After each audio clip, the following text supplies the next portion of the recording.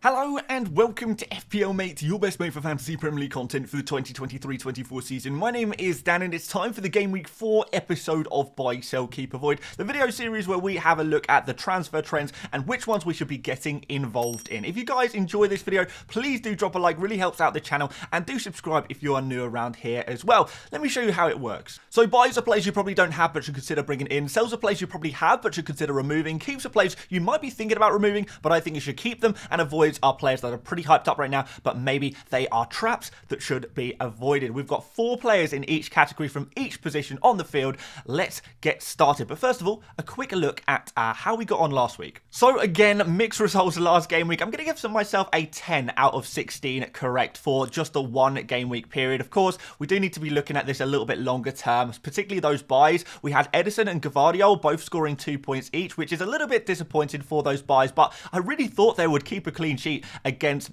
Sheffield United. Man City a little locked on, but I do think that Edison and Gavardio will make it up to you later down the line. Foden got an assist from the bench despite falling ill at the last minute, so a little bit unfortunate there, but still an attacking return. And Nicholas Jackson scored that goal against Newcastle, which was pretty good. All of the cells blank, so full house there. Very, very nice indeed. Our keeps were interesting. Ramsdale failed. Shaw actually got injured after I made the video, but I still have to give myself an L on that one. But aside from that, not too bad. Recommending keeping the Manchester United guys was good, and recommended keeping Nicholas Jackson was good. But the avoids, I don't know how to feel about this one. Areola got 5 points. I said it wasn't really worth a transfer, but obviously he did pretty well. Romero, I'm definitely giving myself a pass on because I made it very, very clear in that buy, sell, keep, avoid video that don't buy Romero. It's not worth it. Buy Udogie instead. And I will still give myself a pass because Udogie got 12 points because he got an assist. I knew Udogie had that attacking potential, so I thought he would outscore Romero.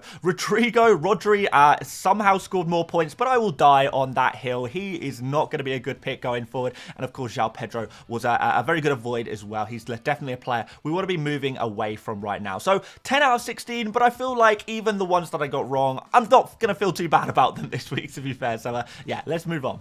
So our goalkeeper buy is still going to be Edison. I still think he is the best goalkeeper to have moving forward, particularly as we're beginning to see a little bit of rotation with those Man City defenders. We're going to see even more when Champions League starts. And Edison is just your consistent guy who is going to be picking up clean sheets. Really unlucky to concede that 1 goal against Sheffield United. I don't think anyone really saw that one coming. Looked like the most guaranteed clean sheet of the whole season, but obviously didn't happen. But still, Edison, very good goalkeeper, 5.6 million. I still think he's worth spending that money to get that nailed on Man City asset. And maybe he can get some saves at some point this season. That would be pretty nice, wouldn't it? Udogie is going to be our buy for defense. I've seen enough of Spurs' defense now to know that, yes, I thought it was going to be bad. Yes, they are kind of conceding chances. But Vicario seems to be a really good goalkeeper, doesn't he? And now we've got some better fixtures for Spurs with Burnley and Sheffield United. I think that's going to be a really nice kind of defender to go for. And at 4.6 million, I think you can rotate him as well, particularly with the likes of,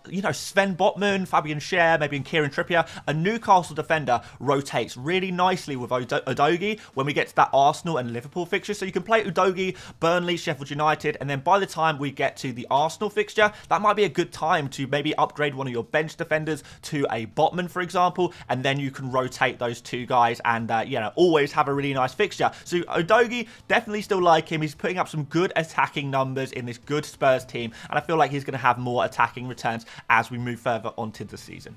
My midfield buy is actually going to be Maddison. I know it's super close between Sterling and Maddison. Different people have different opinions on who is the best pick out of those 2 players, but I'm leaning towards Maddison right now just because he is the centre of everything that Spurs are doing right now on those set pieces as well. And he's looked fantastic, and he's a player, in fairness, that I've had a lot of confidence in for quite some time. I didn't want to sell him last week, but I did sell him because I thought he was going to be injured and was forced to make a transfer because of price changes. Really frustrating. But I did it, and I'm gonna have to hold my hands up on this one and say, look, these things happen in FPL. I'm not gonna be too proud or too stubborn. Maddison is still a really good player to have in your FPL team. So looking at these fixtures, Burnley and Sheffield United, I think they are 2 fantastic fixtures, 2 teams that have kind of struggled a little bit. And even after the Arsenal and Liverpool game, which I actually don't think are such bad fixtures, neither of those 2 teams have really impressed me defensively. Even after that, there's some really nice fixtures again. We've got the likes of Fulham, Fulham after that as well, which is going to be a really nice fixture for Maddison. So, yeah, I like them. Fulham, Luton coming up for Maddison as well. The next 6, I think, in general, look amazing for Maddison, and I think he could be a really good long-term hold in your FPL team. So, yeah, looking good in all respects. I just wish he didn't get that minor injury, and I wish I still had him, because obviously I had confidence in him from the start of the season, and I still have confidence in him now. Our forward buy, I think it's actually probably going to be Wissa. Really good price at 6.2 million. We've got a difficult fixture out the way last game week, and now we are back to hopefully some slightly easier fixtures. Bournemouth at home next. That's definitely going to present some opportunities, and then after that difficult Newcastle game, we've got Everton and Nottingham Forest. So out of the next 4, 3 of them are going to be really good opportunities to go for him, and yeah, at that price, you've got to expect to get a good value for money from him. I definitely think you are going to get that. Definitely Brentford. Wissa seems to be the best finisher, the best shooter in that team, playing as that central striker consistently, which is really, really good to see, and I think that he's going to get some more attacking returns in the future. Still going to put Pickford as a sell, although I have to say this game week I am not as confident about this sell. I do still feel like Pickford is a player that I wouldn't want in my team in general, but is Sheffield United away the right time to sell him?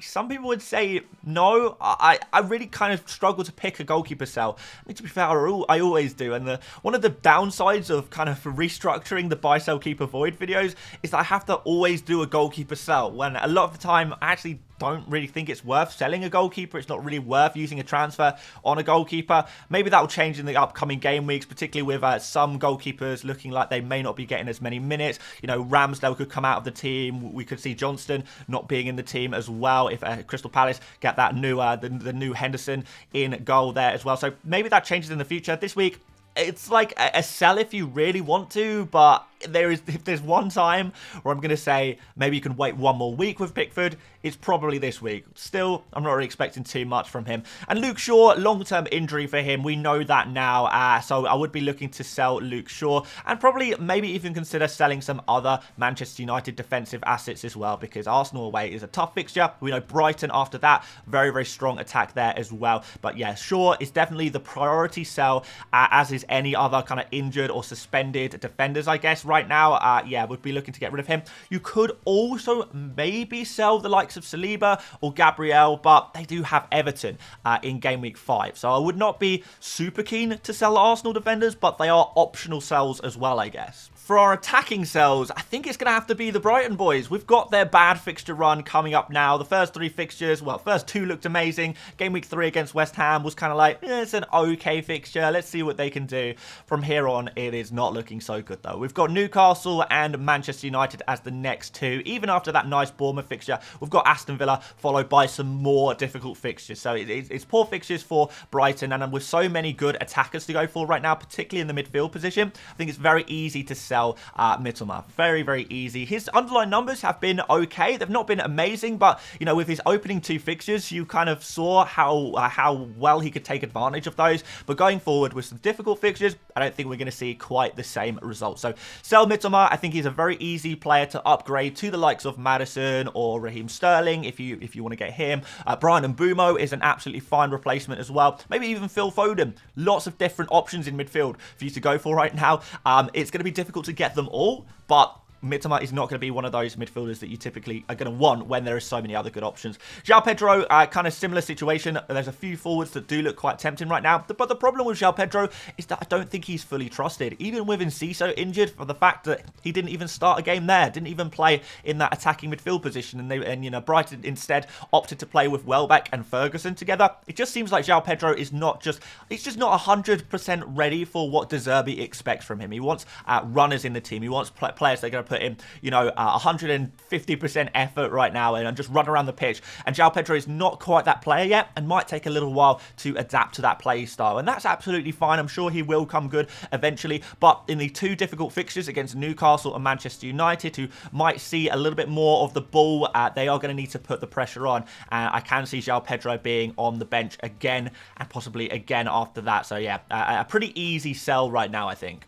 Again, really struggled with goalkeeper keeps, so I'm going to throw in Edison again here, maybe cheating a little bit, but to be fair, I was looking through like the most sold goalkeepers, and Edison has tens of thousands of people selling him. Maybe disappointed after that Sheffield United result, but definitely would be a goalkeeper who I'd be sticking with. And Akanji, of course, he missed last game through illness, and I don't think he's going to still be ill come the following game week. So I think Akanji will come straight back into the team. I know people disappointed that he missed out last game, and he has of course got a yellow Dorito of death on his profile in the FPL game, but I think he's going to be back. I think he's going to be fine. I think he's going to be back to normal clean sheet. So keep Akanji, definitely a player who can score good points in these next 4 fixtures where there's no difficult kind of attacks to play against. This is going to be all good fixtures for any defender. So yeah, Akanji looking good.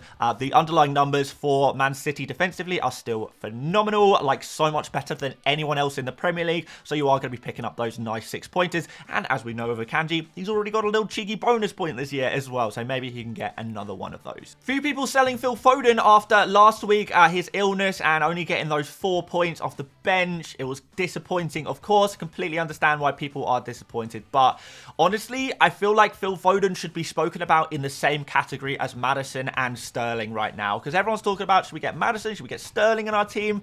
Foden arguably should be in that conversation as well. Fulham have been the worst defence in the Premier League so far, and this is a home game for Man City. The best attack versus the worst defence, you know there's going to be goals in that game, and therefore you want to pick the players who are going to score the goals and get involved in the goals. Now, of course, we've got Erling Haaland, but Phil Foden is probably, to me right now, the second best attacker in that Man City team. So played 90 minutes in the first 2 games. He didn't play 90 minutes in the 3rd game, not because of Pep rotation, but because he was ill. Didn't even travel with the squad to the game. That's how ill he was, and still managed to come on for just a few minutes at the end of the game. Got an assist in that. Should have got another assist in that game as well, passing off to Alvarez, who unfortunately missed his chance. He is definitely a player who can come in and change games. We saw that, and we are going to see him get heavily involved in this game against Fulham, and hopefully beyond as well. I think these are some really nice fixtures for Phil Foden, and I think he's going to be heavily involved once again. Real key player to Man City, and a star player for Man City as well so far this season. And Ollie Watkins, yes, he's been kind of middling. 5 points in each of the first 3 games, which, by the way, is the same as Mo Salah. So he's matching Mo Salah right now. I guess that's something. But he has been so unfortunate not to score a goal yet. 1.73 expected goals. I know Watkins is not the best finisher in the Premier League, but you would expect him to get 1 goal at least so far this season. And with Liverpool away, the next fixture, a Liverpool team that have already kind of shown some fragilities defensively and are now going to be missing Virgil van Dijk, their best defender in their back line as well. I feel like this could be an opportunity for an Aston Villa team who have really turned it around since that opening game against Newcastle, scoring loads of goals, doing really, really well. Watkins is always involved some way or another. I feel like he could get his goal finally against Liverpool. So would not be considering Watkins a priority sell unless there's another forward that you are kind of desperate to get in your team. But I would be looking to keep Watkins personally. And finally, some avoids. We're going to put Leno in here. Yes, doing very well for save points so far, and the odd bonus point as well, which is very, very nice. But unfortunately, the next fixture is against Man City away. And if there's anything we know about defensive assets in general, it's that you don't buy them when they're about to play Man City away. It is literally the worst fixture they have in the whole season. So yes, Leno, definitely have some appreciation for the fact that he is picking up save points. He is picking up bonus points, and not really looking like he's going to pick up too many clean sheet points, to be fair. The underlying numbers are horrendous, but he's overperforming, and he is a good goalkeeper, and he will do that. But against Man City, you just feel like they're going to have too much firepower for Leno to keep a clean sheet here. And even saves might be limited with the quality of finishers that Man City have in their team. So I understand going for Leno if it's a long-term pick. Fair enough. If you want to pick him up the following game week 5, for that Luton and Crystal Palace run, yeah, fine, okay, that's not so bad. But against Man City, I just cannot recommend picking a goalkeeper ahead of that fixture. Matty Cash, similar situation. Liverpool away. Liverpool, as much as they struggle defensively, in attack. They always have they always have the business done. They always got the business going on in attack. It's an away fixture, and I feel like Matty Cash could very easily score a 1-pointer here. But I do have to say, really impressed with Matty Cash going forward recently. His XG numbers are phenomenal for a defender. They really, really are. I'm just not convinced. I think it's too risky to expect attacking returns against Liverpool from a defender. It could happen for sure, but I think it's just as likely that he gets a 1-pointer, maybe even a 0-pointer if he gets a yellow card as well there. Yeah, not convinced by Matty Cash for this game week, but after that, we probably do need to take a close look at him, to be fair. A really close look at him, but not quite yet. I'm going to say, wait for this Liverpool game to be out the way. Going to say avoid Solly Marge. Similar reasons why I kind of said sell those other Brighton players. There's just so many other kind of midfielders with much better fixtures, with a little bit more promise as well. I have to say March, really good first opening 2 fixtures, but I'm not sure I want him against Newcastle and Manchester United. They are 2 tough fixtures for Brighton, and I don't think he's going to be able to take full advantage of them. So I feel like if you are going for March, you are going to be missing out on the Maddison, Sterling, Foden points, and I would not want to be doing that. So yeah, of all of the midfielders to go for right now, March is probably not in the top 3, probably not even in the top 5. Possibly not even in the top 7, 8, or 9, to be honest. So, yeah, for that reason, he's going to have to be an avoid. Not because he's a bad player, but because there's just so many better options with so much better fixtures there as well. And avoid Nketiah for the final avoid of this week. Nketiah, it seems like his time as the starting Arsenal striker might be over. And yes, he already got benched in game week 3. Now Gabriel Jesus has had some minutes off the bench. We could see even less minutes for Nketiah going forward. I think in Manchester United game could be the first time we see a Jesus start. If not, it's going to be that Everton game, and that is the good fixture, right? So I think Nketiah's time is coming to a close because of Gabriel Jesus returning from injury. So he is going to be a player to avoid, to sell, to get rid of, to kind of move our attention away from Nketiah. Really good whilst he's been on the pitch, getting a decent amount of points, 2 goals and an assist. Certainly nothing too bad there, really, is it? But Jesus is going to be coming in, and he is going to be, hopefully, delivering an absolute madness. So let's see what Jesus can do. Maybe even a player to consider buying as well, but I'd wait for after this Manchester United game before we have a look at Jesus. But yeah, definitely could be on the cards, and definitely a player I'm considering bringing in myself. So those are your buys, sells, keeps, and avoids for game week 4. Hopefully we can do a little bit better than 10 out of 16 from last game week. But look, let's hope, first of all, that there's no injuries at the last minute that kind of throw us off balance. I'm pretty happy with this. As always, Rodri is an avoid. I won't change my mind on that one. But yeah, these are your picks. I think this is a good week to make some transfers, try and take advantage of the situations. I think midfield is probably the priority to maybe shift things up a little bit there as well. But maybe defense as well. Midfield, defense seem to be the positions where you can probably gain the most points by making those transfers this game week. So that's what I'm going to suggest to you guys. Thanks so much for watching this video, guys. If you did enjoy, please do drop a like, do subscribe if you're new around here as well. And remember, you've only got one more day to get the 50% offer off of Fantasy Football Hub. So if you want to get your Fantasy Football Hub subscription, there's 50% off. That only runs until the end of August. So we've only got one day left. If you are interested at all, now is the time to get your subscription at the best possible value. All of the stats from today's video were from the Fantasy Football Hub Opta Stats tool, which is a super powerful tool. But of course, they have got the predicted points tool, the My Team tool, the AI transfers tool, and so many other fantastic features that I know you guys are going to love. So get involved with that before it's too late. Yeah, just do it. Anyway, aside from that, guys, check out yesterday's video. It was a tier list video, which is pretty nice. And aside from that, I'll be back for 100 experts later on today. Thank you so much for watching once again, and I will see you later, mates. Bye-bye.